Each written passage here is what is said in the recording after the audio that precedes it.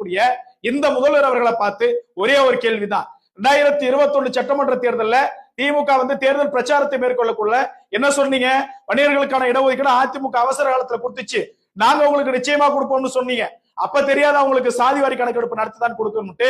அது மட்டும் கிடையாது, இப்ப நாடாளுமன்ற தேர்தலுடைய தேர்தல் பிரச்சாரத்தில் தருமபுரம் என்ன சொன்னீங்க? முதல்வர் அவர்களே சொன்னாரு, வன்னியர்களுக்கான இடஒதுக்கீடு நிச்சயமா கொடுப்போம், தரவுகள் திரட்டிட்டு இருக்கிறாங்க, இன்னும் ஒரு குறிப்பிட்ட மாதங்களை கொடுப்போம்னு சொன்னீங்க. ஆனா அப்ப தெரியாத அவங்களுக்கு மாநில அரசு இல்லாம மத்திய அரசு சாதிவாரி கணக்கெடுப்பு நடத்தி தான் வன்னியர்களுக்கான இடஒதுக்கீடு கொடுக்கணும்னு சொல்லிட்டு. அது மட்டும் கிடையாது, இப்ப விக்கிரவாண்டியில சொன்னார் உதயநிதி அவர்கள், வன்னியர்களுக்கான இடஒதுக்கீடு விரைந்து கொடுப்போம்னு. அப்ப தெரியாத அவங்களுக்கு மாநில அரசு இல்லாம மத்திய அரசு சாதிவாரி கணக்கெடுப்பு நடத்தி தான் இடஒதுக்கீடு கொடுப்போம்னு.